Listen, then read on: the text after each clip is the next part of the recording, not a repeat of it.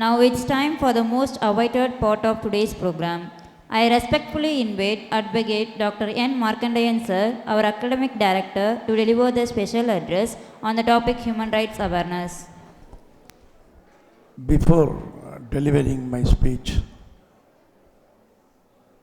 I request every one of you to stand to express our feelings that yesterday one of our chemistry HOD was passed away. Today he is no more. So I request every one of you to stand and observe 1 minute silence to pay our homage.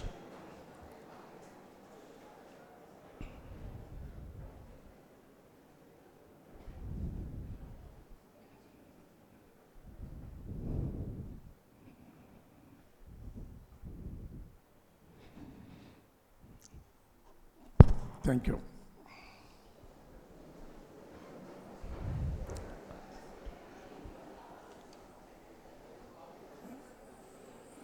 Very beautiful presidential address covering so many aspects. One or two I would have missed, and he has reminded me, Dr. U. Natarajan. He has proved that he is also studying human rights and one of the subjects of law, pursuing law, and it has been proved. Similarly, he is also pursuing law, and he has also reminded one aspect I am going to share with you. This program is organized by the Human Rights Club. The coordinator of this club, Dr. N. Murthy, the joint coordinator and coordinator for self-supporting program, Dr. Robert, and I'm really very happy to see the English faculty members in large number in this meeting. That gives me some kind of enthuse or energy to speak a lot. And my dear Human Rights Club members from various departments, particularly from Department of English, both UG and PG, it's a great pleasure for me and honor for me occasion. I have already delivered the same topic address to a large gathering in the sense intercollegiate conference and all, organized by the Department of Economics by Dr. P. Ravichandran, HOD, but funded by National Human Rights Commission, New Delhi. They received funds 2 times.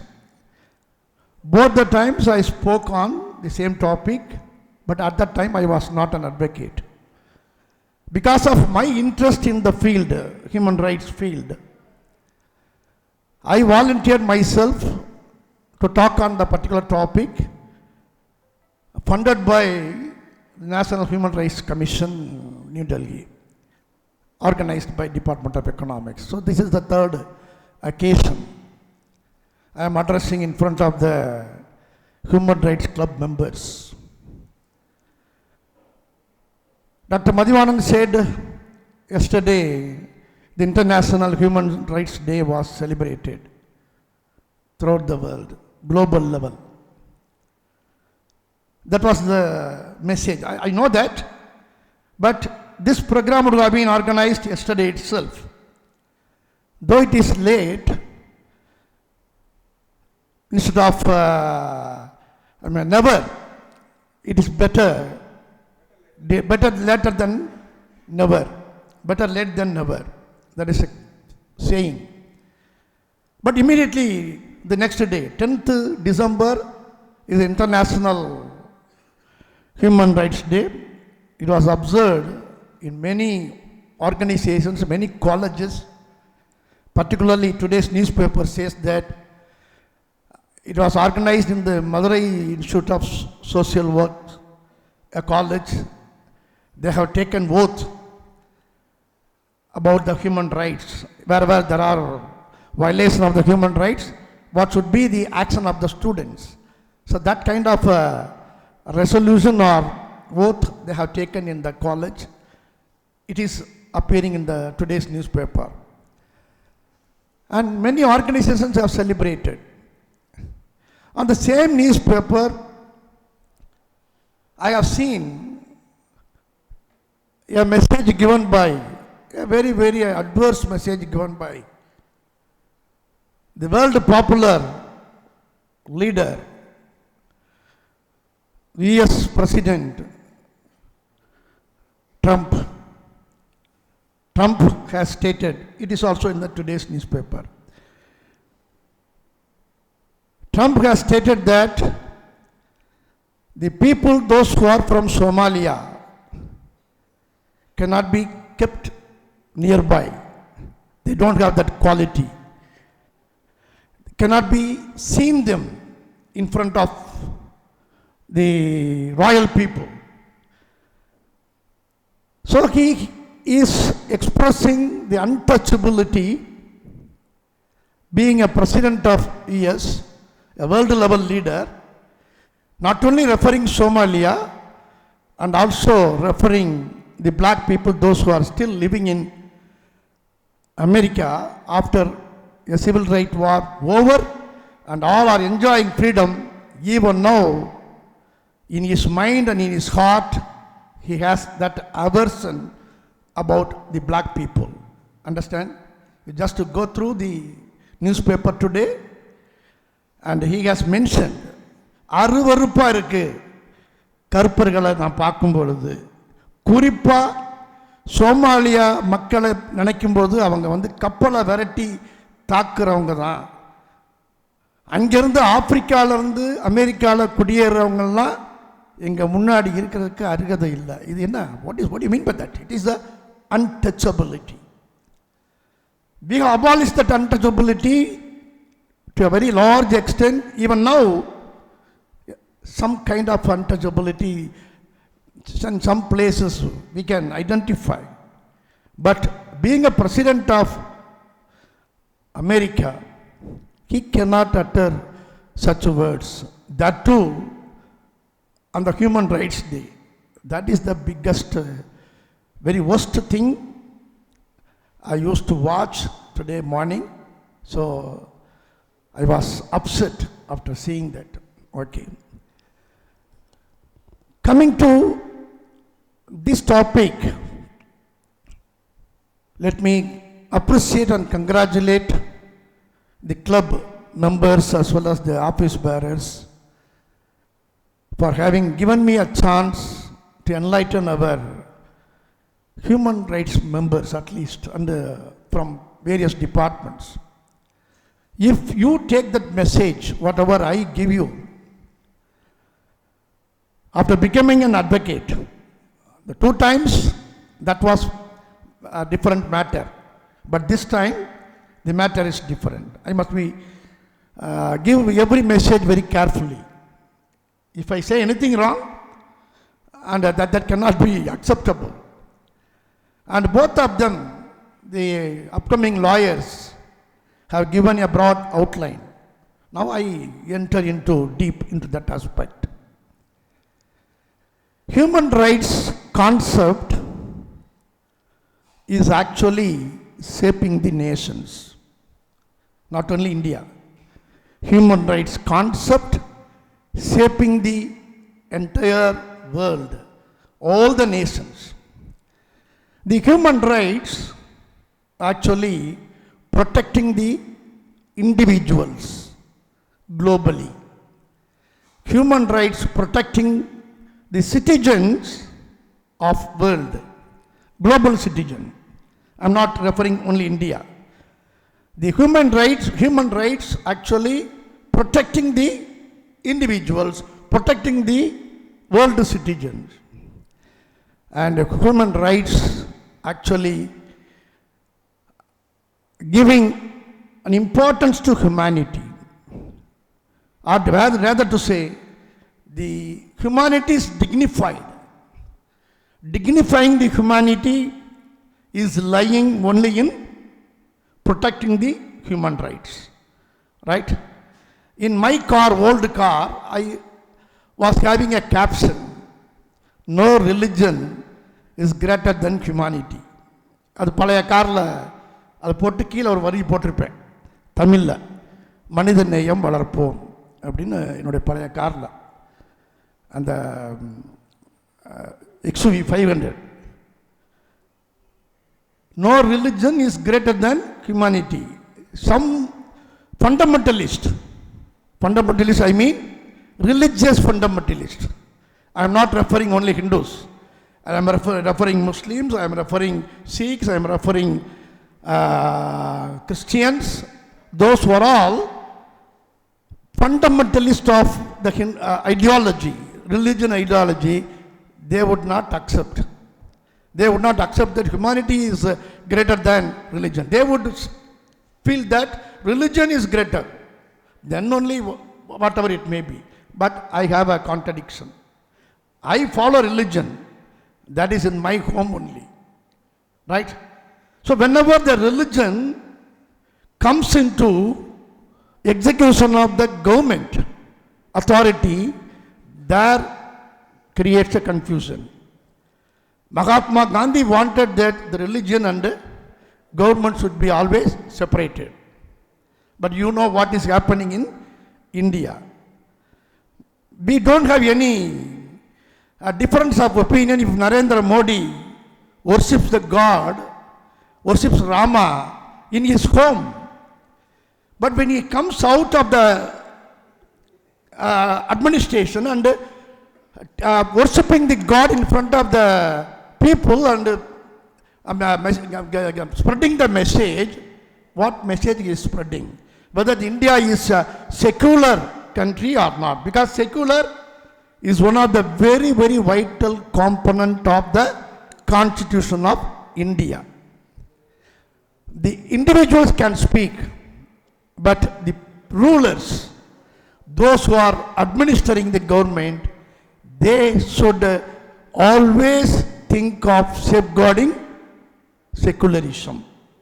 That is the very important aspect. Right, okay. Now let's move on. I said it's a very important concept. We are dignified only because of the humanity. Okay? Coming to the rights, why? I put some questions. What is the day of? Now one answer is very clear. The International Human Rights Day. Every one of you are aware of that. Anybody would say wrongly? What is the International Day of Human Rights? 10th December. Okay? 10th December. That was yesterday. Why? My question is, why 10th December was observed as International Human Rights Day? That is the point he left out. He touched 10th December was International Human Rights Year. Human Rights Year. Okay? Human Rights Day. But why? This is the question to all of you. Anybody having answer with you? Anybody?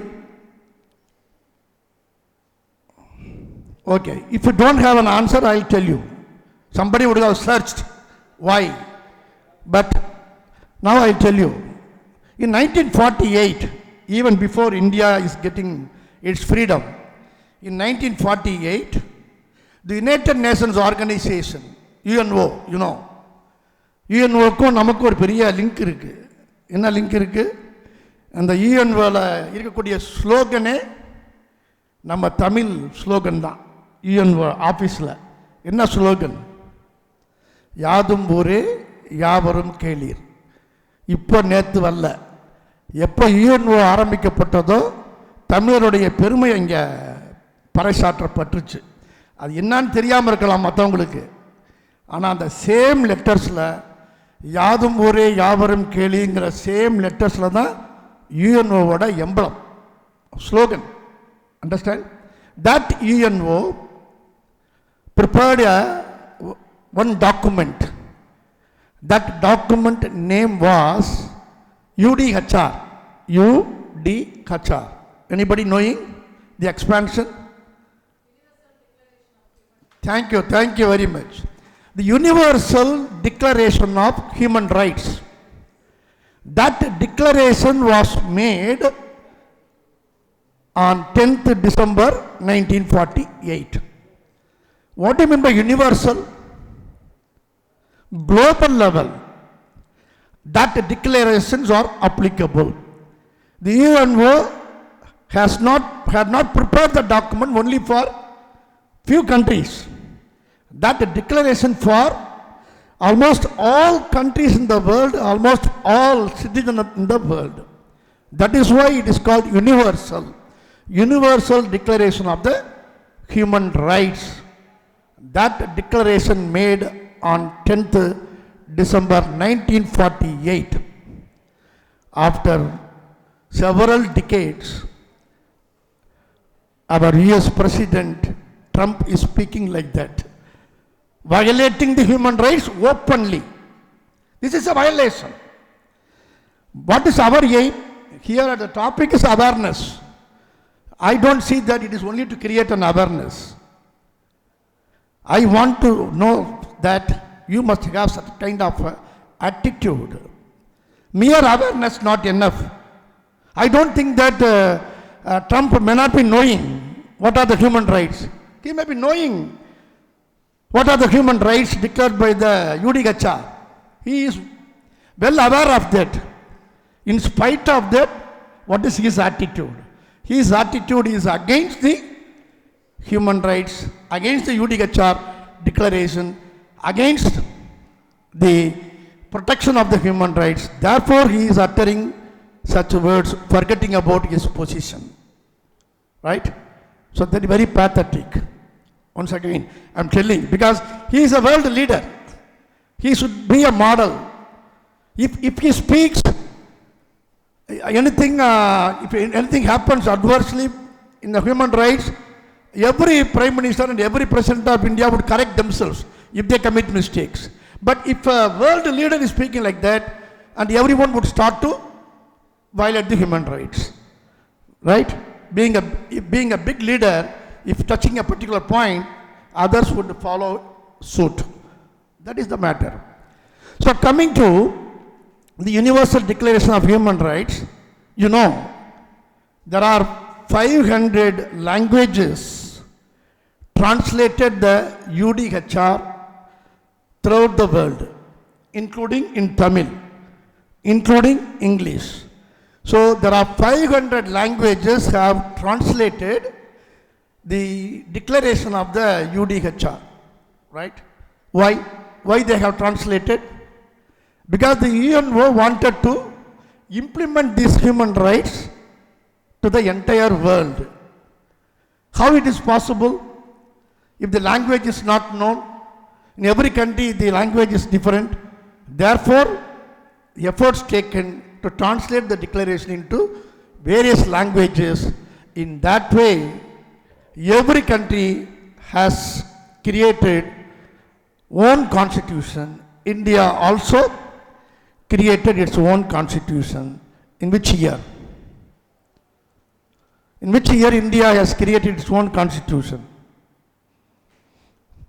நம்ம constitution எப்போ வந்துச்சு? அதான் கேள்வி. எதை base பண்ணி வந்திருக்குங்கிற சொல்லிட்டேன்.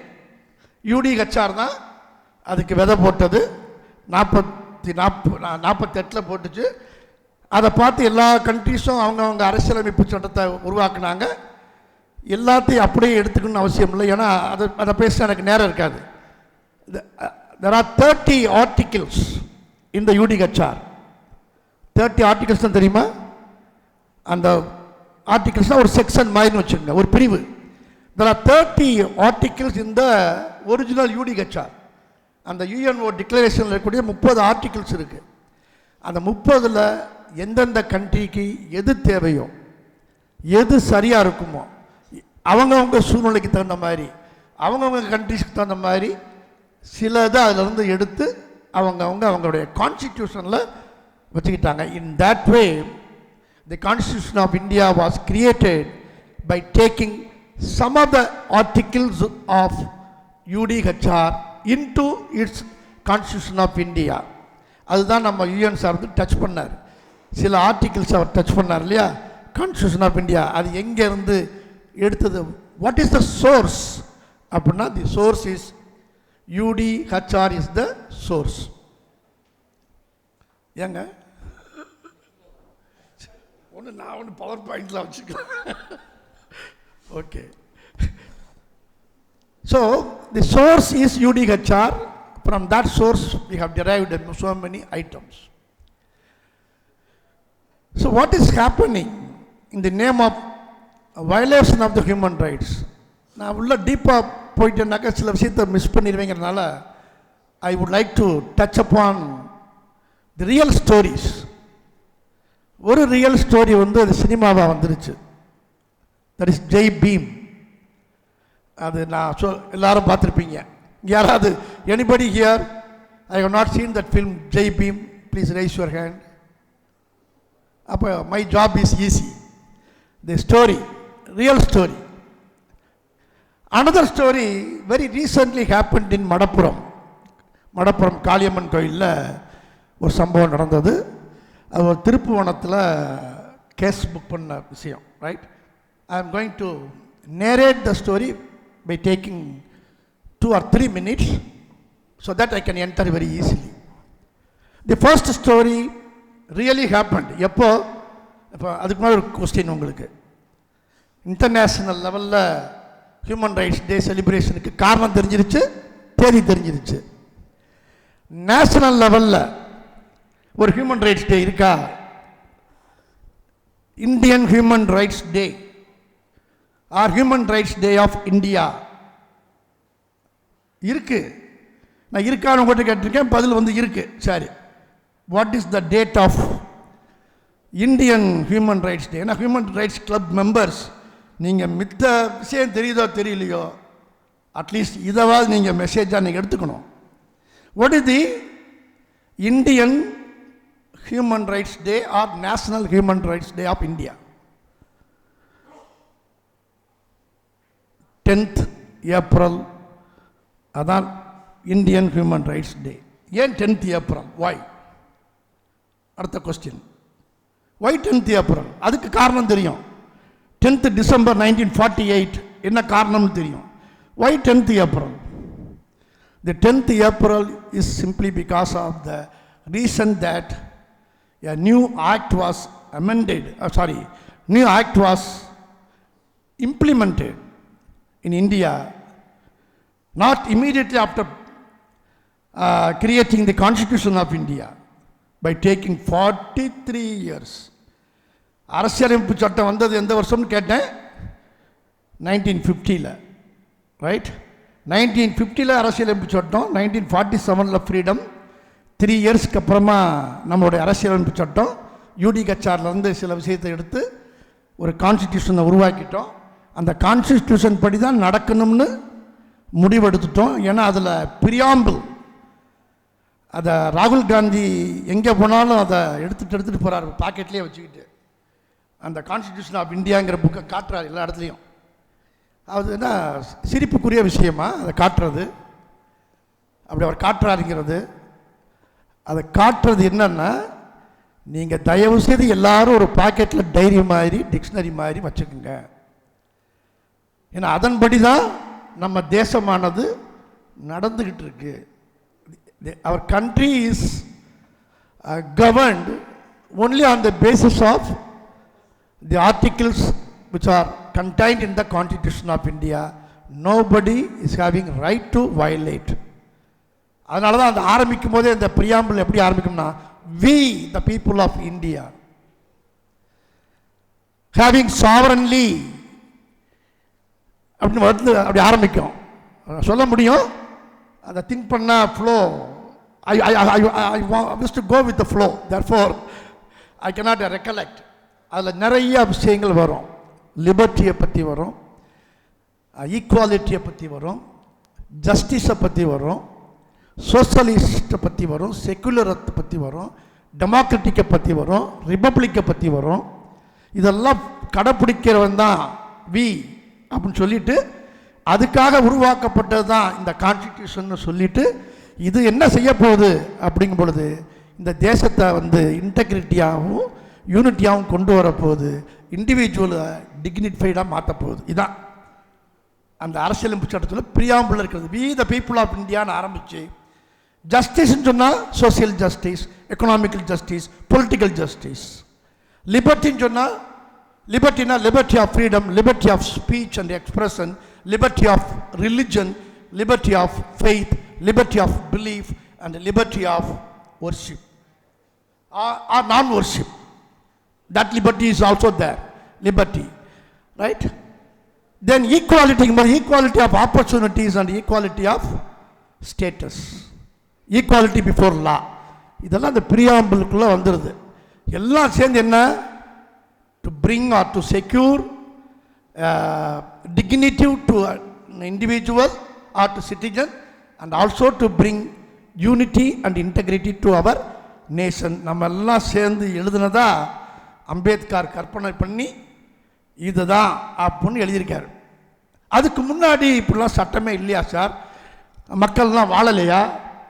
1950 ஒரு அரசியலமைப்பு சட்டம் வர்றதுக்கு முன்னாடி அரசியல் ஏதாவது இருந்திருக்கும்ல, ஏதாவது பிரிட்டிஷ்காரர் இருந்திருப்போம், அதுக்கு முன்னாடி மன்னர்கள் ஆட்சி நடந்திருக்கு. என்ன நடந்துக்கிட்டு இருந்துச்சு அப்போல்லாம்? ஆட்சி இல்லையா அப்படிங்கிற அளவுக்கு நம்ம யோசித்து பார்க்கணும்.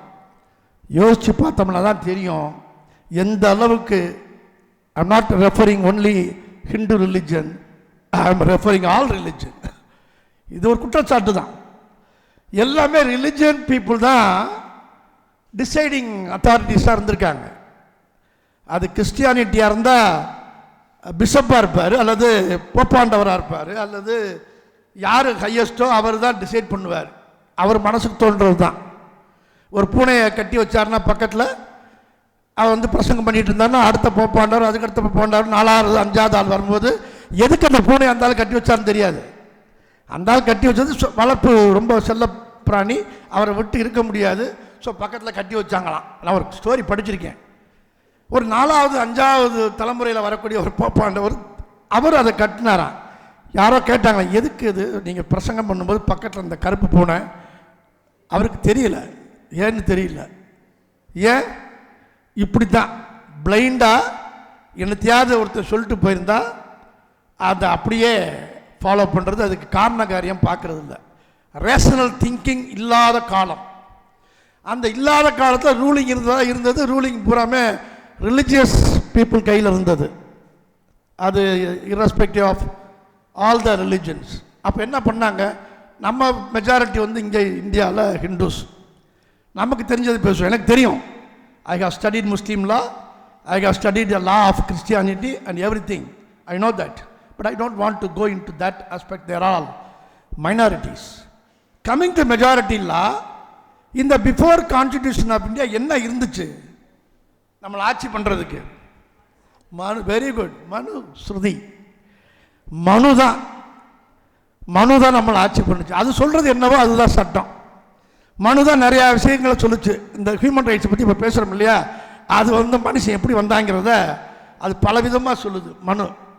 அது உண்மையா பொய்யா, அது கடவுளுடைய உண்மையான இதுதான் நீ வைக்கணும்னு சொன்னாரா சொல்லலாங்கிறதெல்லாம் எதுவுமே ப்ரூவ் பண்ணப்படாத ஒரு விஷயம். ரேஷனலான ஒரு விஷயமான இல்லை. Irrational but belief. அப்படித்தான் வாழ்க்கை இன்னைக்கு வரைக்கும் நிறைய இடத்துல ஓடிக்கிட்டு இருக்கு. இப்போவும் இந்த கான்ஸ்டிடியூஷன் ஆஃப் இந்தியாவை வேணாம் அப்படின்னு நேரடியாக சொல்ல மாட்டாங்க. யாரு இது வேணான்னு நினைக்கிறவங்க? இதை வேணான்னு நினைக்கிறவங்க நம்மகிட்ட இருக்காங்களா? நாங்கள் கேள்விக்கு பதிலே இல்லை. கான்ஸ்டிடியூஷன் ஆஃப் இந்தியா வேணாம், நமக்கு அரசியலமைப்பு சட்டம் வேணாம் நினைக்கிறவங்க இருக்காங்கன்னா இருக்காங்க. பவரில் இருக்காங்கன்னா பவர்லேயே இருக்காங்க. ஆனால் ஏன் அப்புறம் மாற்ற முடியல? அதுக்கு ஒரு ஸ்பெஷல் மெஜாரிட்டி கான்ஸ்டியூஷன் பார்லிமெண்ட்டில் வேணும். அந்த ஸ்பெஷல் மெஜாரிட்டியை கொண்டு வந்துட்டாங்கன்னா no minute the constitution of India will be thrown and the Manu will B தூசி தட்டி அதை எடுத்துருவான். இதுதான் சட்டம், வா அப்படின்னு. அதுக்குண்டான பேச்சுக்கள் நடந்துக்கிட்டு இருக்கா, நடக்குது எல்லா பக்கமும். ஜுடிஷியரியில் பேச்சு இருக்கா, இருக்கு. கவர்மெண்ட்டில் பேச்சு இருக்கா, இருக்கு. சித்தாந்தம்னு சொல்கிறாங்களா, சொல்கிறாங்க. காந்தியை சுட்டவரை கொண்டாடுறவங்க தான் ஆர்எஸ்எஸ். நான் ஓப்பனாகவே சொல்கிறேன், காந்தியை சுட்டவங்க. அவரை போல ராம பக்தர் யார் இருக்க முடியாது, ரைட்? அவரை போ, ஆனால் இல்லைம்பாங்க, இல்லைன்னு சொல்லுவாங்க. ஆனால் அந்த கோர்ட்டில் நேரடியாக சாட்சி சொன்னப்போ கடைசியாக அவங்க தம்பி ஒத்துருக்காரு, ஆமாம் இந்த ராம் கோட்சேங்கிறோடைய தம்பி அது உண்மைதான் அப்படின்னு ஒத்துருக்காரு. ஆனால் சாகும் பொழுது, குண்டடிப்பட்டு சாகும்போது ராம்னு தான் செத்தார். தான் கமலஹாசன் ஒரு படம் எடுத்தார், ஹரே ராம்னு, ஹே ராம்னு ஒரு படம் எடுத்தார். அந்த விஷயத்தை சொல்கிறதுக்கு தான். விலை என்ன கொடுக்கறதுன்னு இருக்கு இல்லையா, செக்குலரிசத்தை காப்பாற்றுறதுக்கு என்ன விலை? அப்படி நம்ம தியாகிகள்லாம் தலைவர்கள்லாம் இருந்திருக்காங்க. செக்குலரிசம் அதுபோல தான் ராகுல் காந்தி உயிரை கூட விட்டால் விடுவார். நான் காங்கிரஸ்காரன் இல்லை, ஆனால் அந்த தூக்கி பிடிக்கிறார் இல்லையா, அதில் என்னை இன்ஸ்பயர் பண்ணிட்டார். அதான் அந்த கான்ஸ்டியூஷன் வேணும்னு சொல்கிற விஷயத்தை யாரும் செய்யலை இது வரைக்கும். எந்த பொலிட்டிக்கல் லீடரும் மேடையில் வந்து இதை பார்த்துக்குங்க, இதை வச்சுக்கோங்க, இதை காப்பாற்றுங்கன்னு சொல்லவே இல்லை இது வரைக்கும். நான் பார்த்து ஒரு யங் லீடர் இன்னும் ஆட்சிக்கு வரலை, அப்போசிஷன் லீடராக இருக்கார், ஆனால் அதை தூக்கி காட்டிட்டு இதை காப்பாற்றுங்கன்னு சின்னதாக எல்லோரும் இதை மனசில் வச்சுக்கோங்க, இது வயலேஷன் இருந்தால் இது பண்ணுங்க அப்படின்னு சொல்கிறார். இப்போ கூட ஒரு பில்லு நம்ம பார்லிமெண்ட்டில் வரப்போகுது, திருப்பி கான்ஸ்டியூஷனல் அமெண்ட்மெண்ட்டுன்னு சொல்லி. ஏற்கனவே வந்து ஒரு அமெண்ட்மெண்ட்டில் தான் 76 நினைக்கிறேன், அந்த அமெண்ட்மெண்ட்டில் என்ன வந்ததுன்னா 3 வார்த்தை ஆட் பண்ணாங்க. அந்த பிரியாம்பிளில் 3 வார்த்தை என்னென்னா செக்குலர், இன்டெகிரிட்டி அண்டு சோசியலிஸ்ட். இந்த 3 வார்த்தை அந்த 1950 கிடையாது, கான்ஸ்டியூஷனை உருவாக்க பண்ணப்போ இல்லை. டியூட்டிஸ் அதில் வந்து சொல்கிறாங்க, இது வந்து நம்ம ஆட் பண்ணணும் அப்படின்னு. அந்த பிரியாம்பிள்லையே 5 வார்த்தை சொன்னேன், ஆனால் உண்மையாக இருந்தது 3 வார்த்தை தான். அப்போ ஒரு நீட் ஆஃப் த சிச்சுவேஷன் வந்துச்சு. எங்கே ஏன்னா பேன் பண்ணி வைக்கிறாங்க. காந்தியை சுட்ட உடனே ஆர்எஸ்எஸ் பேன் பண்ணி 2-3 வருஷம் கழித்து பட்டேலுக்கு ஒரு பெரிய சிலை இருக்கும், பார்த்துருப்பீங்க. பட்டேல் நல்ல லீடர், அயன் மேன் அப்படின்னு சொல்லுவாங்க. அவ்வளோ பெரிய லீடர் தான். ஆனால் அவர் நேருவை விட நம்ம வந்து புகழ்ந்து பேசக்கூடிய லீடர் இருந்தாலும் அந்த பேன் பண்ணது லிஃப்ட் பண்ணிட்டார். ஆர்எஸ்எஸ்ஸை பேன் பண்ண லிஃப்ட் பண்ண அந்த நன்றி கடனுக்கு தான் பட்டேலுக்கு வந்து அவங்க ஆர்எஸ்எஸ் பண்ணுறாங்க. அதுபோல் நிறையா விஷயம் இருக்குது, அது நம்ம உள்ளே போக வேணாம். எதுக்கு நான் இந்த இவ்வளோ டச் பண்ணுறேன்னா, if no constitution, if the constitution is not protected, we cannot speak about the human rights. அது இல்லாமல் நம்ம பேச போகிற எந்த விஷயமும் இல்லை அப்படிங்கிறதுக்காக பேசுகிறேன். நம்மெல்லாம் டிக்னிஃபைடாக இருக்கோம்னா அது ஹியூமன் ரைட்ஸ்னால இருக்கும். அந்த ஹியூமன் ரைட்ஸ் வேணும்னா நமக்கு மட்டும் இல்லை, ஒவ்வொரு கண்ட்ரியில் இருக்கக்கூடிய கான்ஸ்டிடியூஷன் பாதுகாக்கப்படணும். அதர்வைஸ் ரிலிஜியஸ் கோட்பாடு வந்துடும், மத கோட்பாடுகள் வந்துடும், ரைட்? மத கோட்பாடுகள் இல்லாமல் ஆட்சி செஞ்சோன்னா, மத கோட்பாடு நான் வேணான்னு சொல்லலை, கீப் அட் யுவர் ஹோம். அது மினிஸ்டராக இருக்கட்டும், அதிகாரியாக இருக்கட்டும், யாராக இருக்கட்டும், உங்கள் வீட்டில் வச்சுக்கோங்க மத கோட்பாடு. இல்லை நம்ம சுத்தமாக தூக்கி போட்டு வான்னு சொல்லலை, அங்கே வச்சுக்கணும். ரூலிங் வந்தால் இங்கே எல்லோரும் இருக்கும், இங்கே எல்லோரும் இருக்கும்போது எல்லாருக்குமான அரசாக இருக்கணும். அப்போ கான்ஸ்டியூஷன் தான் அதை காப்பாற்றுது. எல்லாரும் ஈக்குவலாக பார்க்கணும்னு சொல்லுது, எல்லாரும் சமமாக பாருன்னு சொல்லுது. அருமையான தீர்ப்பு வந்து இந்த கான்ஸ்டியூஷன் தான் கொடுத்துருக்கு. குறிப்பாக சொல்லணும்னா முஸ்லீம்ஸ்க்கு, முஸ்லீம் விமனுக்கு வந்து ஒரு செப்பரேட் ரைட் கொடுத்துருக்கு இந்த கான்ஸ்டியூஷன், இந்த சுப்ரீம் கோர்ட் தீர்ப்பு மூலமாக. ஈக்குவாலிட்டின்னு சொல்கிறீங்களே, பெண்களுக்கு வந்து எங்கே சம உரிமை இருக்குது முஸ்லீமில்? பெண்களுக்கு இல்லையே. 4 திருமணம்லாம் பண்ணிக்கிறான், 5வது திருமணம் தான் இன்வேலிடு எங்கே? முஸ்லீமில். 5th marriage is void, till 4 marriages allowed. அதுக்கு பேர் பைகமின்னு சொல்கிறது. பல திருமணம், அது முஸ்லீம் மேல் மெம்பர்ஸ்க்கு அலௌடு. எதில்? நம்ம கான்ஸ்டியூஷன் அலோவ் பண்ணல. நான் சொன்னது தான், முதல் சொன்னது தான். எப்படி மனுஸ்ருதியோ அதுபோல் வந்து இஸ்லாமிக்குன்னு லா இருக்குது, முஸ்லீம் லா இருக்குது. அந்த லா பெர்மிட் பண்ணுது. அதை டச் பண்ண முடியல, கஸ்டமரி. நம்ம ஹிந்து லாவும் இருக்குது, 1955 ஆக்ட் பண்ண ஹிந்து மேரேஜ் ஆக்ட்னு இருக்குது, அதை டச் பண்ண முடியாது. அதன்படி என்ன, சிங்கிள் மேரேஜ் தான், ஒருத்திக்கு ஒருத்தன் தான். அப்போ அதை நம்ம ஃபாலோ பண்ணி தான் ஆகணும். அப்போ ஃபாலோ பண்ணி ஆகும் பொழுது பைகமி இஸ் நாட் அலவுடு இன் ஹிந்து. இதெல்லாம் கஸ்டமரி லா. அந்த கஸ்டமரியிலிருந்து வந்தது அப்படியே லாவா மாதிரி இருக்குது, கொஞ்சம் ப்ரொடெக்ட் பண்ணுறாங்க. ஸோ ரொம்ப அருமையானது.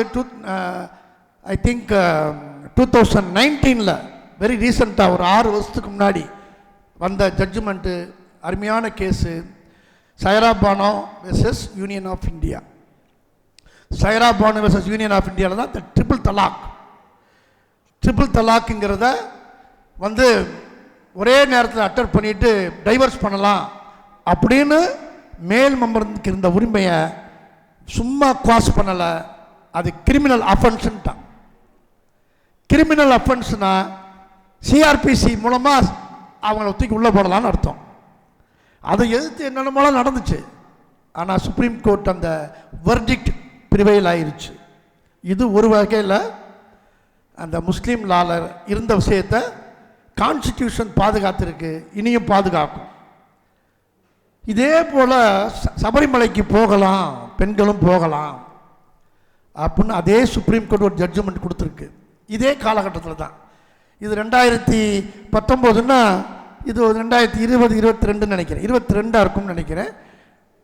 எவ்வளவோ ஒரு பெரிய லார்ஜ் பெஞ்சு, 5 பேர் கொண்ட பெஞ்சு டிஸ்கஸ் பண்ணி கடைசியாக ஆமாம் நம்ம ஈக்குவாலிட்டி பிஃபோர் லான்னு சொல்கிறோம். ஆர்டிக்கிள் 14 அந்த கான்ஸ்டியூஷன் ஆஃப் இந்தியாவுக்குள்ளே போனேன்னா கவர் பண்ண முடியாதுங்கிறக்காண்டி அவுட்லைனை சொல்லிட்டு வர்றேன். ஏன்னா ஆர்டிக்கிள் 14 என்ன சொல்லுதுன்னா, all citizens are equality before law. இந்தியாவில் பிறந்த எல்லாரும் இந்திய சட்டத்திற்கு முன் அனைவரும் சமம். மேலே இருக்கவன் கீழே இருக்கவன் பணக்காரன் ஏழை அப்படி இல்லை. உடனே ஒரு கேள்வி வரும். நான் அதுதான் இன்றைக்கி நம்ம இவர் ராபர்ட்டும் மூர்த்தி வந்தப்போ சொன்னேன். நீ உடனே ஒரு கேள்வி கேட்க தோணுமே, எங்கே சார் சமமாக நடத்துகிறாங்க சட்டத்தில்? பிரதம மந்திரி நானும் ஒன்றா, ஜனாதிபதி நானும் ஒன்றா, குழந்தைகளுக்குன்னு தனியாக ஒரு சட்டம் இருக்குது, விமனுக்குன்னு ஒரு சட்டம் இருக்குது, இப்படிலாம் கேட்பீங்க, இப்படிலாம் தோணும். ஆனால் அதில் சொல்லியிருக்காங்க ஈக்குவாலிட்டி பிஃபோர் லான்னா ஈக்குவாலிட்டி அமங் ஈக்குவல்ஸ். அப்போ எஸ்சி எஸ்டிக்கு ரைட்ஸ் இருக்கேன்னா இருக்குது. அவங்க இன்னமும் வந்து ஒரு சமநிலைக்கு வரல. அவங்க சமநிலைக்கு வந்தால் அவங்களையும் நம்ம சமமாக பார்க்க முடியும். சமநிலைக்கு வராமல் அடித்தட்டில் இருக்கிறவங்கள நம்ம எப்படி சமமாக பார்க்க முடியும்? தேர்ஃபோர் அந்த ஈக்குவாலிட்டி பிஃபோர் லான்னா இமீடியட்டாக நமக்கு உதிக்கிற கொஸ்டின் வந்து எங்கே ஈக்குவாலிட்டி இருக்குன்னு கேட்டால் இதுதான் பதில். Equality among equals, right, not unequals அப்படின்னு சட்டம் சொல்லுது, நான் சொல்லலை. ஆனால் அது உண்மை, நியாயமும் கூட. ஈக்குவாலிட்டி அமங் ஈக்குவல்ஸுங்கிறது கரெக்ட் அப்படின்னு. குழந்தைகளை ஒரே மாதிரி பார்க்க முடியாது. குழந்தைய பள்ளிக்கூடத்துக்கு போக வேண்டிய பிள்ளைய போய் பட்டாசு தொழிற்சாலையில் வேலை பார்க்க விடுறான்னா படிப்பு போகுது, அந்த குழந்தைக்கு வாழ்க்கை போகுது. அப்போ குழந்தைய காப்பாற்றுறதுக்கு ஒரு சட்டம் போடணும். அப்போ அவங்க அப்பா அம்மா வேலை பார்க்கலாம், குழந்தை மட்டும் வேலை பார்க்கக்கூடாதா? அப்பா அம்மாவே கூட கேட்பாங்க, அந்த பிள்ளையும் வேலைக்கு வந்துச்சுன்னா எனக்கு கை நிறையா காசு இருக்கும், நீங்கள் வேலைக்கு போக விட மாட்டேறீங்க. அவங்க அப்பா அம்மாவுக்கு வேதனை கூட இருக்கலாம், ஆனால் சட்டம் அனுமதிக்கலை.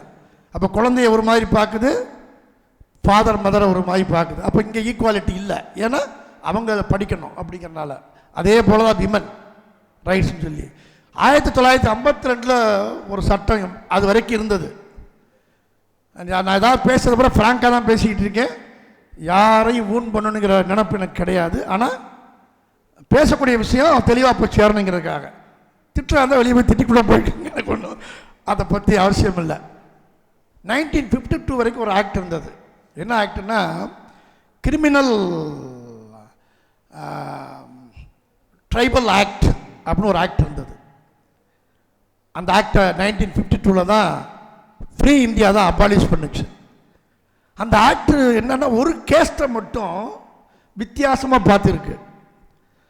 குற்ற பரம்பரைன்னே சொல்லிட்டான். அதான் அந்த கிரிமினல் ட்ரைபல் ஆக்ட்.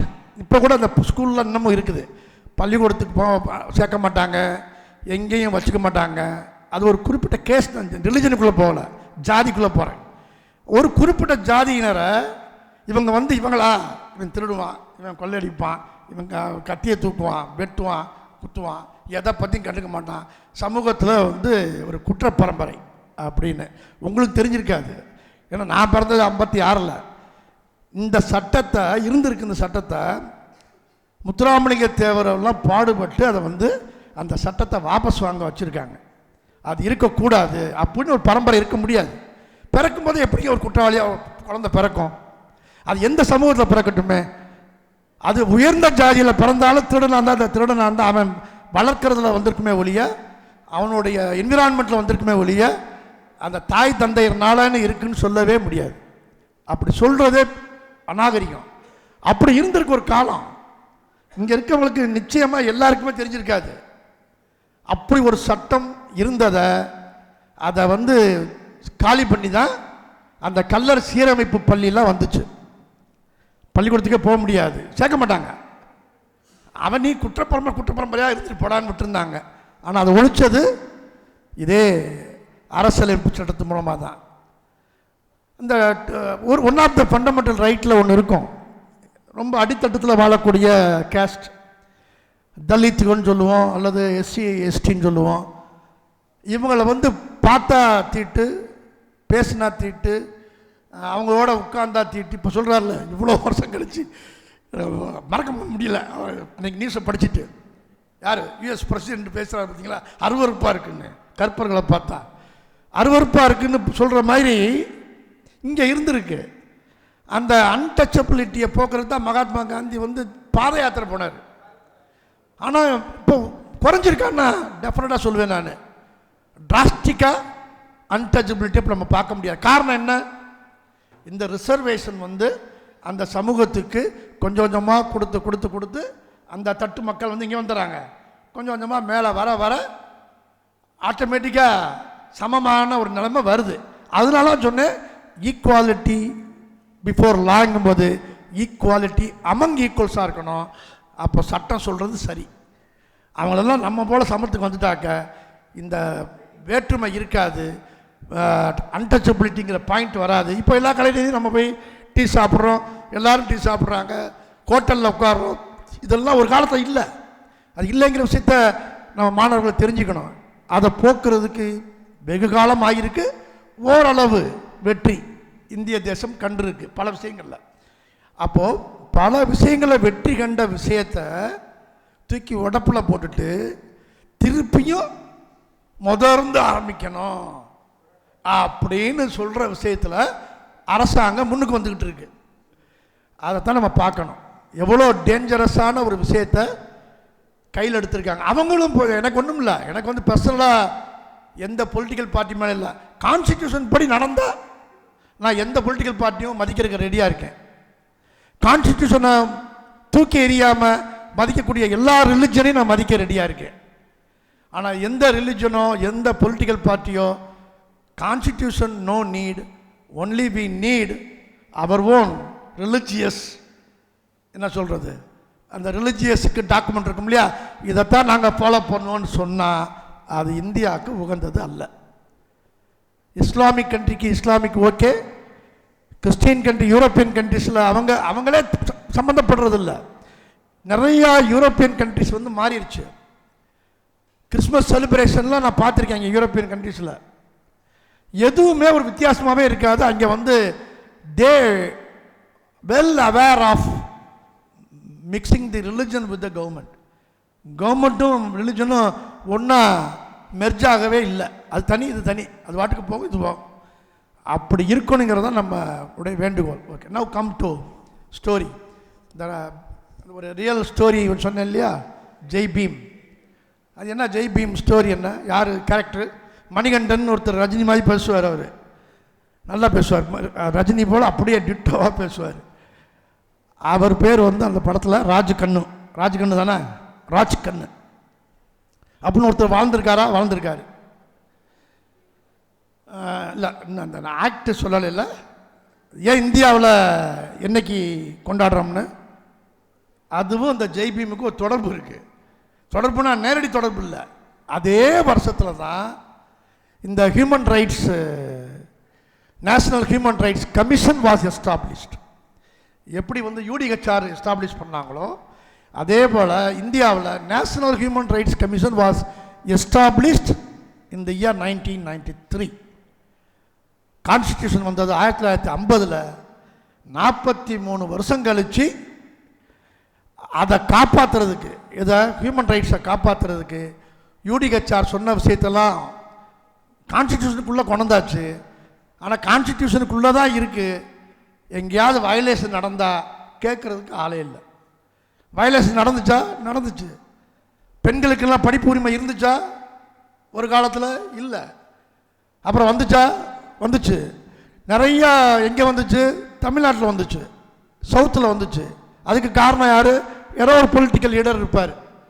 அவர் விரும்பியோ விரும்பாமையோ பெண்கள்லாம் படிக்கணும்னு நினச்சிருப்பார். ஏன் பாரதியார் பிறந்த நாள் இன்னைக்கு பாரதியாரே சொல்லியிருக்காரு பெண்கள்லாம் வந்து படிக்கணும்னு சொல்லியிருக்காரு. அவர் உயர்ந்த ஜாதியில் பிறந்தவராக இருந்தாலும் பெண்களுடைய கல்வியை பற்றி ரொம்ப ஆழமாக சிந்திச்சு அவர் சொல்லியிருக்கார். அவர் இன்றைக்கும் எல்லாரும் போற்றப்படக்கூடிய ஒரு மகா கவியாக தான் இருக்கார்.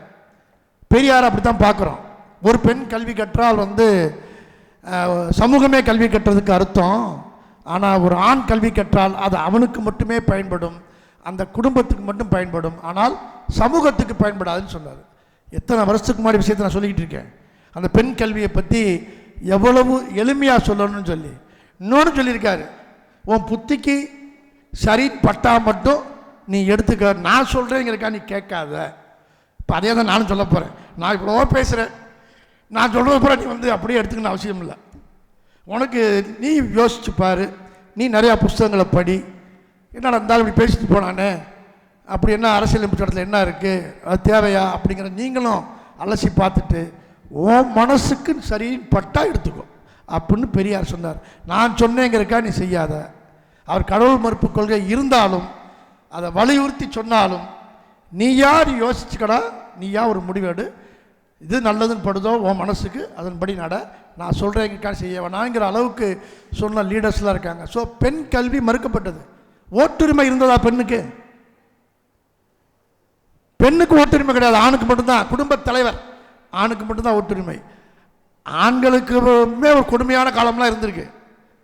யார் சொத்து வரி கட்டுறானோ சொத்து வரி கட்டுறவனுக்கு தான் ஓட்டுரிமை இருந்திருக்கு. நான் சொல்கிறதெல்லாம் வரலாறு. சொத்துரிமைன்னு என்ன அர்த்தம்? யார்கிட்ட இருக்கும்? நிலச்சுவாந்தார்கள்ட்ட இருக்கும் சொத்து. மித்த முறை அந்த நிலச்சுவாந்தார சார்ந்து வாழக்கூடிய அடிமைகள், ரைட்டா? அவங்கள சார்ந்து வாழக்கூடியவங்க தான் ஒரு கிராமத்தில் இருப்பாங்க. அப்போது ஒரு கிராமம் இருந்தால் ஒரு 3-4 பேருக்கு ஓட்டுரிமை இருக்கும். அப்போ அந்த கிராமமே அவர் கண்ட்ரோலு, எல்லா பயிலும் அடிமை அவங்களுக்கு. இப்படி காலம் வந்திருக்கு. சொத்துரிமை உள்ளவர்களுக்கு மட்டும் ஓட்டுரிமை, படித்தவர்களுக்கு மட்டும் ஓட்டுரிமைன்னு கொஞ்சம் மாறி இருக்கு. படித்தவர்களுக்கு மட்டும்தான் ஓட்டுரிமைன்னு, படிக்காதவங்களுக்கு ஓட்டுரிமை கிடையாது. அப்புறம் படித்தவங்களுக்கு ஓட்டுரிமை வந்தது 21 வயசு தான் இருந்தது. மாறி மாறி இப்போ 18 வயசுக்கு ஓட்டுரிமை வந்துருச்சு. நல்லதுக்கா கெட்டதுக்கான்னு தெரியல. நான் நல்லதுக்கு நினைக்கிறேன்.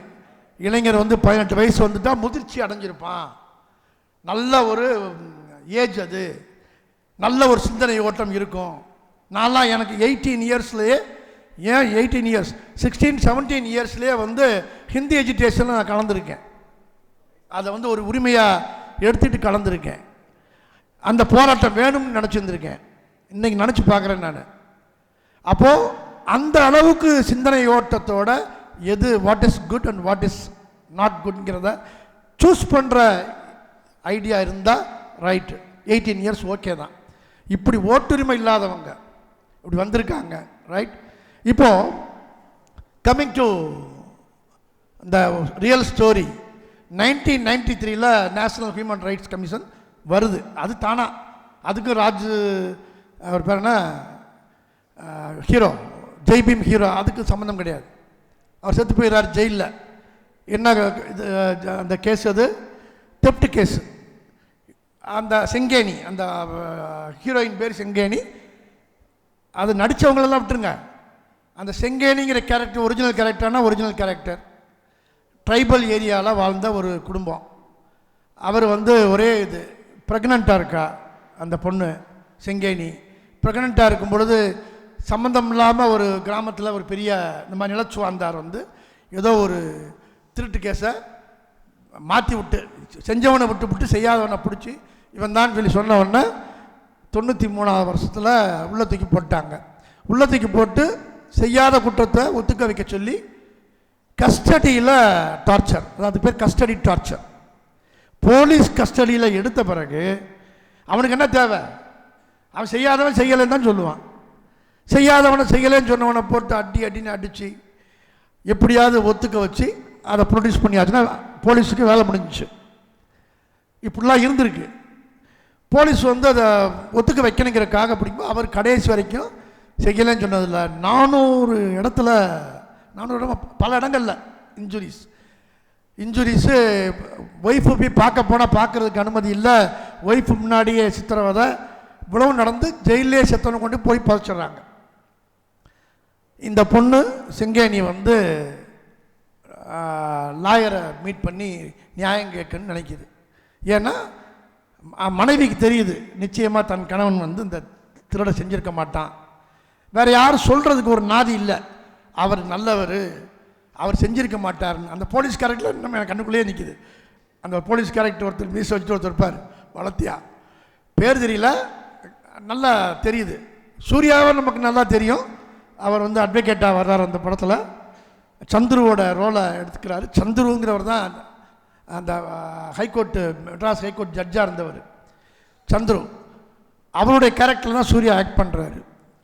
இப்போ கூட சந்துரு நிறையா பேசியிருக்காரு. அந்த ஜிஆர் சுவாமிநாதன் ஒரு ஜட்ஜை பற்றி நிறையா அவர் பேசியிருக்காரு. அதெல்லாம் நீங்கள் பார்த்தீங்கன்னா தெரியும், எப்படி ஒரு ஜட்ஜு பேசுகிறார், இன்னொரு ஜட்ஜு எப்படி பேசுகிறாங்க. 2 பேர் நீதிபதியாக இருந்த ஆளுங்களுக்கு தான். ஆனால் நீதிபதிகளுக்குள்ளேயே இவ்வளோ முரண்பாடா? அப்போ முரண்பாடு இருக்குனாலே என்ன அர்த்தம்? ஒருமித்த கருத்து ஒரு விஷயத்தில் இல்லைன்னா அங்கே ஏதோ சம்திங் இஸ் ராங்னு அர்த்தம். யாரோ ஒருத்தர் வந்து தேவையில்லாத விஷயத்தை கிளப்புறாங்கன்னு அர்த்தம். இல்லைனா நீதிங்கிறது ஒரே நூல் தானே. அந்த நீதிக்குள்ளே என்ன இருக்குன்னு படித்து பார்த்தா எல்லாருக்கும் ஒரே மாதிரி தானே இருக்கும். ரைட். இப்போது அந்த கேரக்டரில் போய் கோர்ட்டு வாசலை தட்டி அவர் அட்வொகேட் வந்து ஃப்ரீயாக, அந்த லீகல் எய்டுன்னு இருக்குது, ஃப்ரீ லீகல் எய்டுன்னு இருக்குது. யாருக்கு வந்து கோர்ட்டுக்கு செலவழிக்க முடியாதோ அவங்களுக்கு வந்து அரசியலமைப்பு சட்டத்திலே இருக்குது. ஒரு ஆர்டிக்கல் என்ன சொல்லுதுன்னா, you have a freedom, you have a right to get a free legal aid. உனக்கு எந்த நாதியும் இல்லை, வக்கீலுக்கு பணம் கொடுக்க காசு இல்லை அப்படின்னாலும் அரசியலமைப்பு சட்டம் சொல்லுது உனக்கு வந்து வக்கீல் வருவார். நீ கேஸை மட்டும் என்னான்னு சொன்னேன்னா ஃபீஸ் வாங்காமல் உன் கேஸுக்கு அப்பியர் ஆகணும். சட்டம் சொல்லுது, கவர்மெண்ட்டே கொடுக்கும் வக்கீலை அந்த ஃப்ரீ லீகல் எய்டை. அந்த கான்செப்டில் தான் சந்துரு அதை எடுக்கிறார் அந்த கேஸை. வெறும் ஃபீஸ் வாங்கலைங்கிறது மட்டும் இல்லை, அந்த பிள்ளைய, அந்த ஸ்கூல் படிக்கிற பிள்ளைய பார்த்துருப்பீங்க, ஒரு பிள்ளைய அதை எப்படி டிக்னிஃபைடாக அவர் வந்து டீல் பண்ணுறாருன்னு. இந்த பேப்பரை படிக்கிறப்ப ஒரு மாதிரி இதாக படிச்சுக்கிட்டு இருக்கோம், சும்மா படி அப்படின்னு சொல்கிற அந்த அந்த அசைவுக்கெல்லாம் அர்த்தம் இருக்குது, ஒன்னொன்றுக்கு அர்த்தம் இருக்குது. அப்போ அந்த பொண்ணு தைரியமாக அப்போது ஒரு அளவுக்கு சமூகம் இன்னொரு சமூகத்தை அனுமதிச்சா அவங்க சமமாக வர பார்ப்பாங்க. ஆனால் அதை விரும்பலைன்னா பயந்து பயந்து அடிமையாகவே இருப்பாங்க. இதான் அதில் கூடிய முக்கியமான செய்தி. அதில் எப்படி வந்து கண்டுபிடிக்கிறாங்க, கண்டுபிடிச்சி எப்படி தண்டனை வாங்கி தர்றாங்க அப்படிங்கிறதெல்லாம் ஒரு என்னது, அது ஹியூமன் ரைட்ஸ் வயலேஷனுக்கு ஒரு எக்ஸாம்பிள்.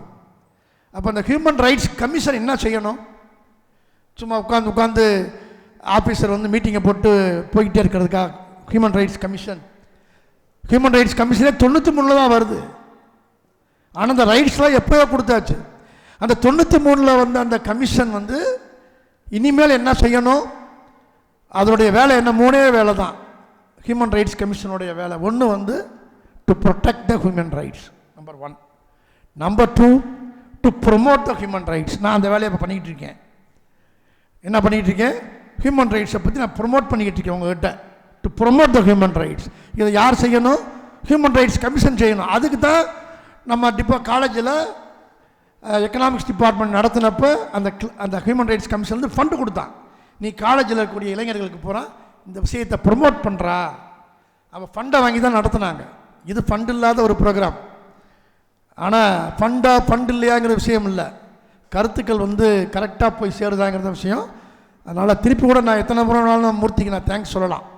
சில கருத்துக்களை வந்து நான் தைரியமாக பதிய வைக்கிறதுக்கு வாய்ப்பு கொடுத்ததுக்கு, ரைட். ஆனால் அன்றைக்கே சொல்லிட்டேன், நிச்சயமாக கான்ட்ரவர்சி நிறையா வரும், நீ அதை எதிர்கொள்ளுங்கன்னு சொல்லிட்டேன் நான். ஓகே, இப்போது இங்கே வந்து அந்த வயலேஷனை வந்து இன்வெஸ்டிகேட் பண்ணுறது, அது வரைக்கும் இன்வெஸ்டிகேஷனே கிடையாது. நீங்கள் மெரினா பீச்சில் நடந்த விஷயம் தெரிஞ்சிருக்கும் உங்களுக்கு.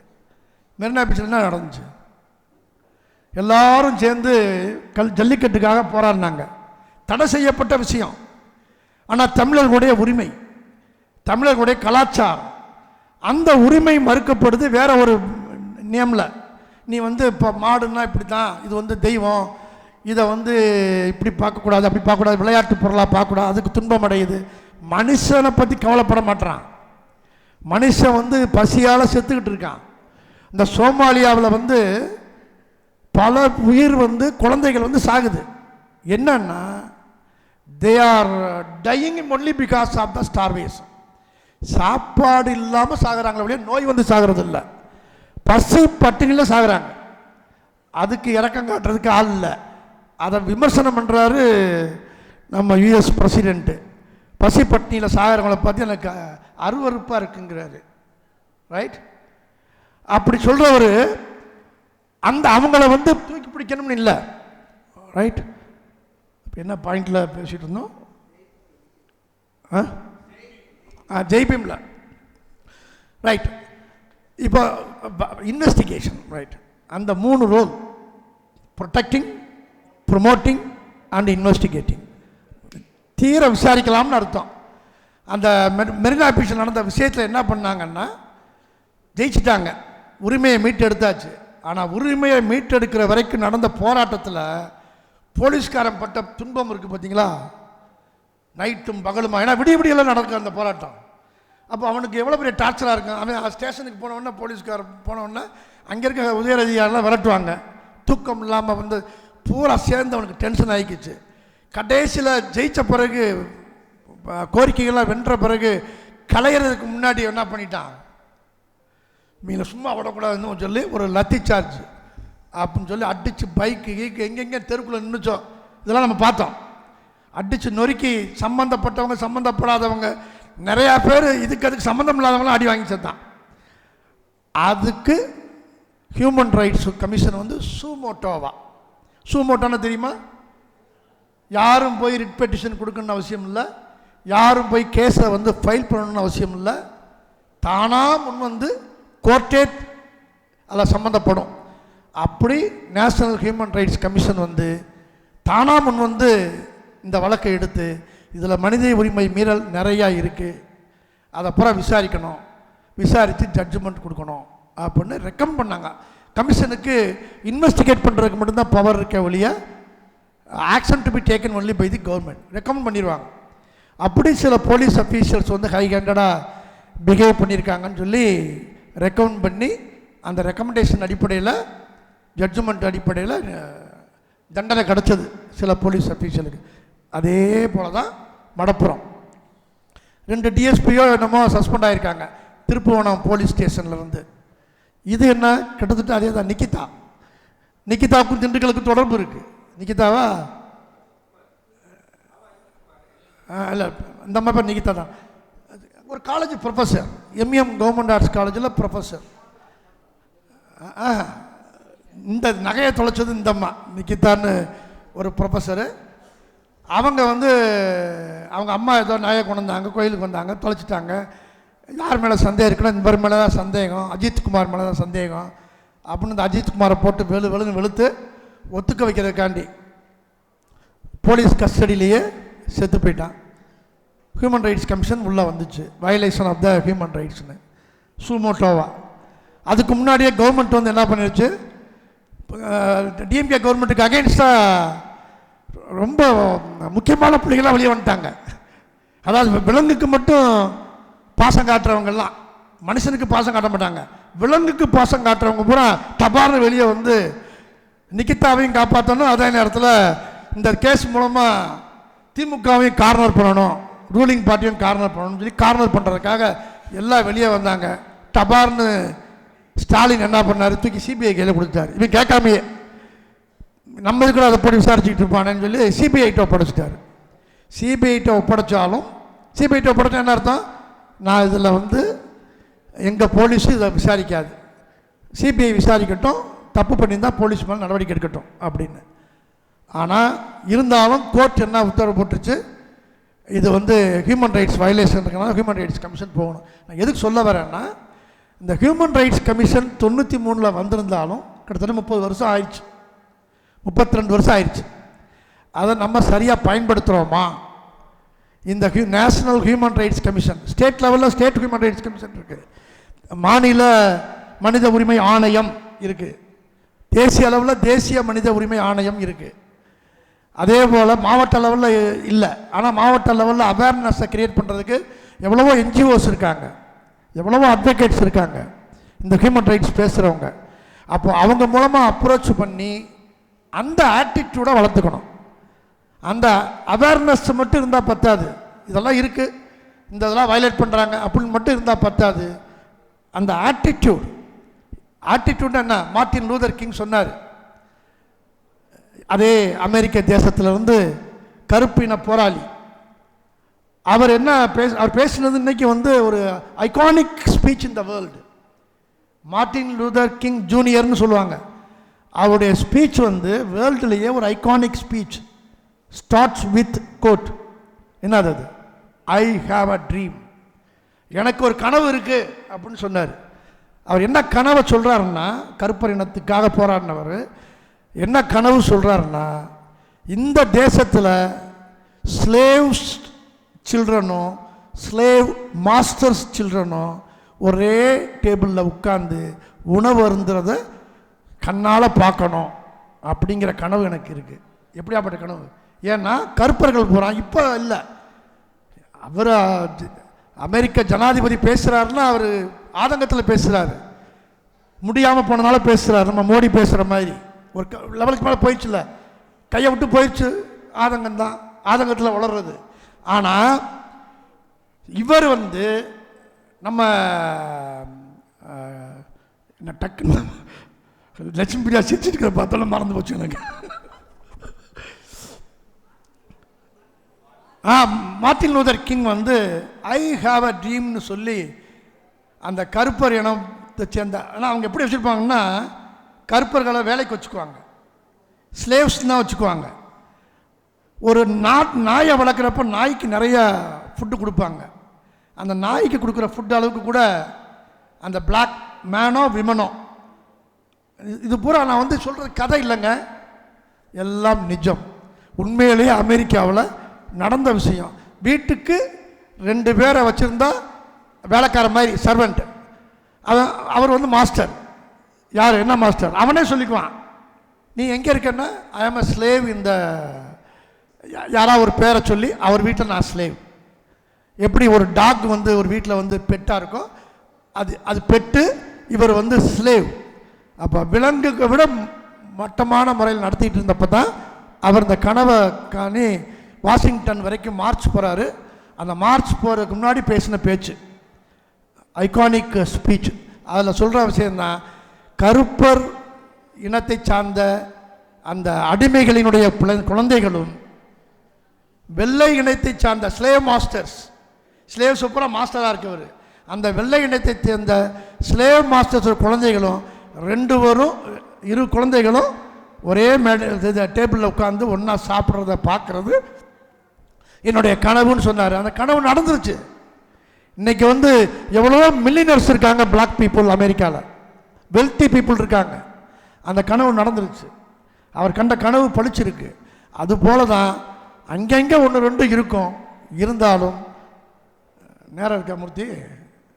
இன்னும் 5 நிமிஷம் முடிக்கணுமா? சரி. தெர் ஆர் 5 ரிட் பெட்டிஷன்ஸ் இருக்குது. ஏன்னா நான் இன்னும் உள்ளே போகலை, நான் அந்த ரைட்ஸ்குள்ளே ஆர்டிகல்ஸ்குள்ளெலாம் போகலை. இருந்தாலும் ஒரு 3 ஆர்டிக்கிள் என்ன சொல்லுவாங்கன்னா, கோல்டன் ட்ரையாங்கிள்பாங்க. கோல்டன் ட்ரையாங்கிள், இந்த கோல்டன் ஹவர்னு சொல்லுவாங்க இல்லையா? கோல்டன் ஹவர்னு என்ன, ஒரு ஆக்சிடென்ட் நடந்த ரோட்டில் அவன் வாட்டுக்கு அடிச்சு டிக் போட்டு பார்க்காம போயிடுவான். என்னன்னு கூட பார்க்காம போயிடுவான், அடித்து போட்டவன். ஆனால் யாராவது நம்மளை போல் பதற ஆளுங்க போய் பார்த்து என்ன பண்ணுவோம், உயிருக்கு போராடிக்கிட்டு இருக்க ஆளை காப்பாற்றுவோம். போன உடனே ஆஸ்பத்திரியில் சேர்த்த உடனே என்ன சொல்லுவாங்க, பாராட்டுவாங்க. நல்லா நீங்கள் எங்கே இருக்கீங்க சொன்ன உடனே நல்ல நேரம், கரெக்டான நேரத்தில் கொண்டு வந்தீங்க.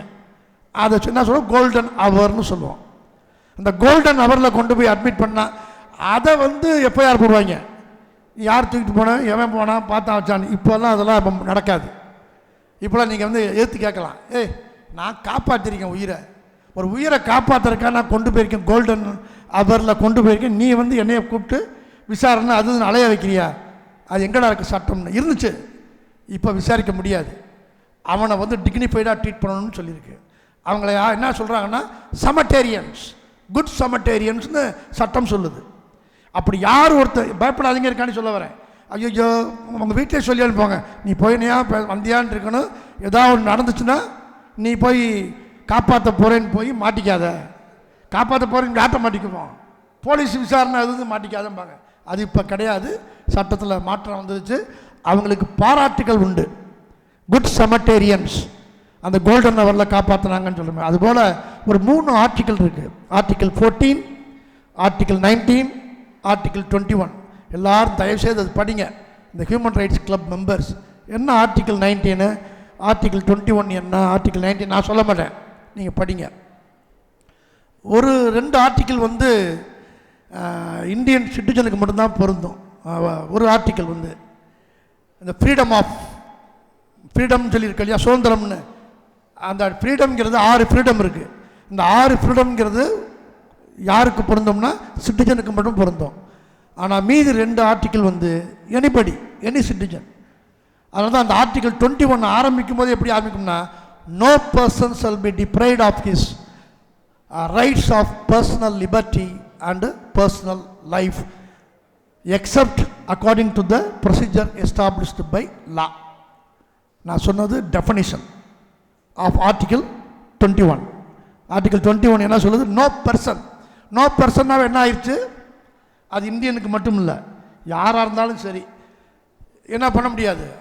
பர்சனல் லிபர்ட்டி, தனி மனித சுதந்திரம், தனி மனித லைஃப், உயிருக்கு உடைமைக்கு ஆபத்து, இது இல்லாமல் பார்த்துக்கணும், அவங்களுக்கு பாதுகாக்கணும். இருந்தாலும் சில நேரத்தில் சட்டத்துப்படி நடந்துக்கணும் அப்படின்னு ஒரு சின்ன இதை கொடுத்துருக்கு ஆர்டிக்கல் 21. அதே போல் 14 ஈக்குவாலிட்டி லா, 19 ஃப்ரீடம், 6 ஃப்ரீடம்ஸ். இப்போ உள்ள நம்ம போகல, விட்டுருவோம். இப்போ coming to very important area, இந்த ரிட் பெட்டிஷன்னு சொல்லுவாங்க, கேள்விப்பட்டிருக்கீங்களா? அது சாதாரண கோர்ட்டில் மாவட்ட நீதிமன்றத்திலாம் போட முடியாது. அது உயர் நீதிமன்றம், உச்ச நீதிமன்றம், supreme court and high court. Article 32 அப்படிங்கிறது உச்ச நீதிமன்றத்துக்கு மட்டும்தான் பொருந்தும்.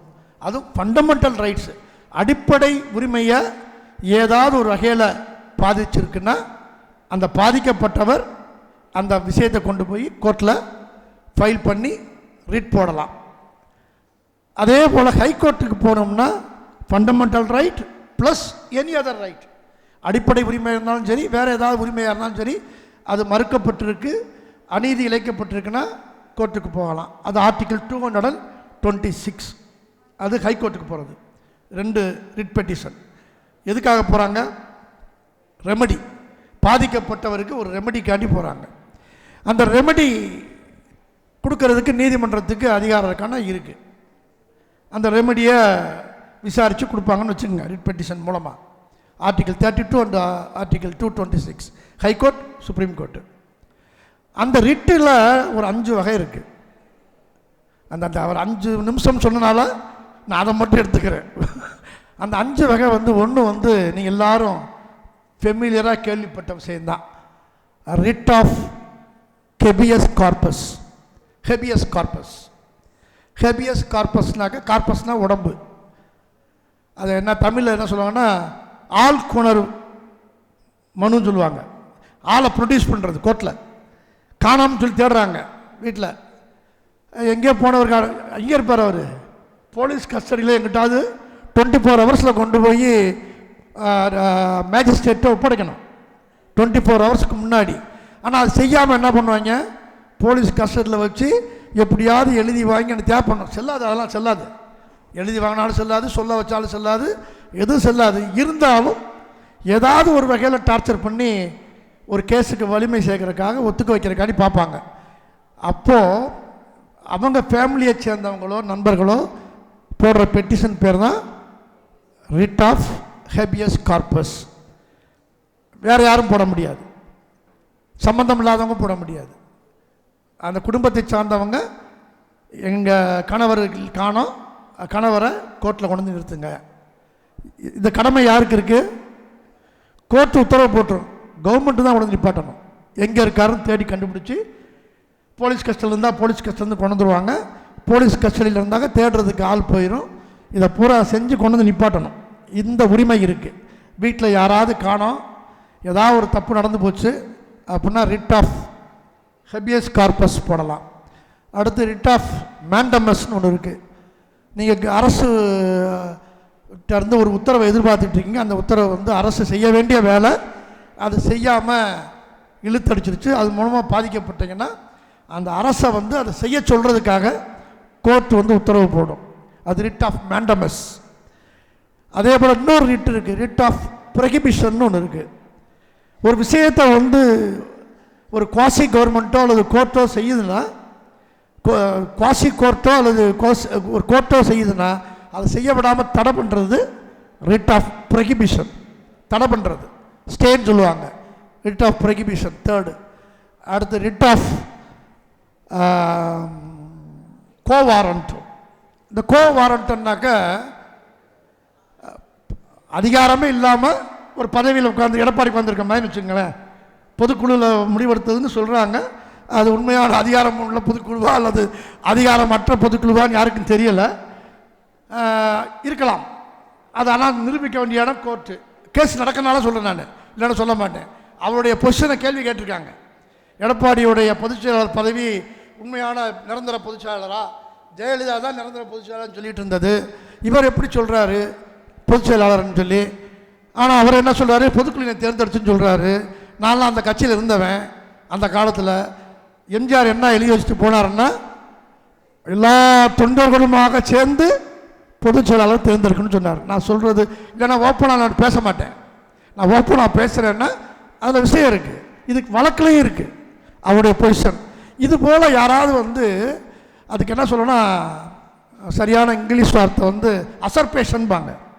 அசர்பேஷனா உசர்பேஷனா, ஒரு பொசிஷனை பறிச்சுக்கிறது, நியாயமாக எடுத்துக்காம ஒரு அரசு பதவியை அப்படி பறித்து எடுத்துகிட்டு போய் உட்காந்துக்கல, சேரில் போய் உட்காந்துக்கிட்டு நான் தான் அப்படின்னு உட்காந்துக்கிட்டா எப்படா நீங்கள் உட்காந்துருக்க அப்படின்னு கேட்குற ரிட்டு தான் ரிட் ஆஃப் கோ வாரண்டோ. அது இங்கிலீஷில் சொல்லும்போது on what authority you are holding the particular office. அந்த சீட்டில் நீ எப்படி உட்கார்ந்த, உனக்கு என்ன ஆர்டர் இருக்குது. நான் இதை கேட்டிருக்கேன். இதே காலேஜில் ஒருத்தர் பிரின்ஸிபால் வந்து உட்கார்ந்தார், ஆர்டர்லாம் வாங்கிட்டார், பிரின்ஸிபால் வாங்கிட்டார். ஆனால் நாங்கள் போய் கேட்டோம், ஏன்னா 2 பிரின்ஸிபால் இருந்தாங்க. அப்போது நாங்கள் ஒரு பிரின்ஸிபாலை போட்டு அந்த இன்னொரு பிரின்ஸிபாலை போய் கேட்டோம். There is a writ of quo warranto on what authority you are sitting here and he is holding the office because status quo. அவர் ஆல்ரெடி பிரின்ஸிபாலாக இருந்தவர், அவர் அதை கண்டினியூ பண்ணுறாரு. நீ புதுசாக ஆர்டர் வந்து உட்காந்துன்னா who has given that order, what is the validity. இது வந்து ஒரு 20-25 வருஷத்துக்கு முன்னாடி நான் கேட்டிருக்கேன். அதுக்கு இப்போ தான் writ of quo warranto, right. அடுத்து ரிட் ஆஃப் செர்ஷியரின்னு ஒன்று இருக்குது. அது வந்து கோர்ட்டுகளுக்குள்ளே மட்டும், ஒரு கோர்ட்டில் ஒரு கேஸை இன்னொரு கோர்ட்டுக்கு மாற்றுறது வைக்கிறது இந்த மாதிரி. ஸோ இதெல்லாம் வந்து ஒன்று இருந்தாலும் இன்னொன்று முக்கியமானது ஒன்று இருக்குது, அது வந்து PIL. PIL என்னது? PIL public interest litigation. மக்களுக்கு பாதகமான ஒரு விஷயம் நடந்தால் மக்களினுடைய பிரதிநிதியாக யார் வேணாலும் விஷயத்தை ரைஸ் பண்ணலாம். மொதல் சொன்னதுக்கும் இதுக்கு வித்தியாசம் இருக்குது. மொதல் சொன்னதுக்கு லோக்கஸ் ஸ்டாண்டின்னு ஒன்று இருக்குது. லோக்கஸ் ஸ்டாண்டே, லோக்கஸ் ஸ்டாண்டேன்னா லட்டின் டேர்ம். லோக்கஸ் ஸ்டாண்டேன்னு என்ன, உனக்கு என்னடா அது இருக்குது, நீ எதுக்குடா வந்து கேட்குற, ரிட்டு போடுற, உனக்கு என்ன இருக்குது, என் வீட்டுக்காருங்க என் பையன் அதனால் நான் ரிட் போட்டேன் அப்படின்னு சொல்கிறாங்க இல்லையா, அதுக்கு பேர் வந்து என்ன, லோக்கஸ் ஸ்டாண்டி உரிமை இருக்குது. நான் கேட்குறதுக்கு எனக்கு உரிமை இருக்குங்கனால கேட்குறோம். ஆனால் பிஐஎல்லுக்கு எந்த ரூல் அப்ளை ஆகாதுன்னா this principle of locus standi is not applicable. நான் சொல்கிறது ரொம்ப முக்கியமான ஒரு legal term. The principle of locus standi is not applicable. எங்கே நாட் அப்ளிகபிள்? இன்ட்ரெஸ்ட் இல்லாமல் பல பேர் கேட்டுட்டு இருக்கீங்க. ஆனால் இன்ட்ரெஸ்டோடு கேட்குறவங்களுக்கு நான் அக்கறைப்படுறேன். Locus standi principle not applicable. எப்போ? பொதுநல வழக்குக்கு அந்த ரூல் நிற்காது. எம்ஜிஆர் சொல்லுவார், ஏதாவது ஒரு அநீதி நடக்கிறப்போ, சினிமாவில் நான் பார்த்ததை சொல்கிறேன், அநீதி நடந்துச்சுன்னா உடனடியாக எங்கேருந்தாலும் எதிர்த்து குதிச்சு வந்து டக்குன்னு சண்டை போட்டு காப்பாற்றுவார். அது ஏன் செஞ்சேன்னு சொல்லி கேட்டோம்னா, யாருக்கு எந்த பாதிப்பு இருந்தாலும் நான் மனுஷனா நான் காப்பாற்ற வந்திருக்கேன் அப்படிம்பாரு. அதுதான் இந்த லோக்கஸ் ஸ்டாண்டி தேவையில்லை. உனக்கு என்ன இந்த பிள்ளைக்கு அது வேற ஒரு ஜாதி வேற ஒரு இது, நீ எப்படி இதில் சம்மந்தப்படுற? உனக்கு அக்காவா தங்கச்சியா? ஏன் காப்பாற்ற வந்த? எனக்கு உரிமை இருக்கும்பார். அதுதான் locus standi principle not applicable for public interest litigation. இன்னும் ஏராளமாக இருக்குது. நான் சொல்லியிருக்கிறது உண்மையிலே சொல்கிறேன். பேச விட்டால் இன்னும் 2 மணி நேரம் பேசுவேன். ஆனால் 5% மேலே உங்கள்கிட்ட நான் எடுத்து வைக்கலை. Thank you. Thank you, sir, for your insightful words.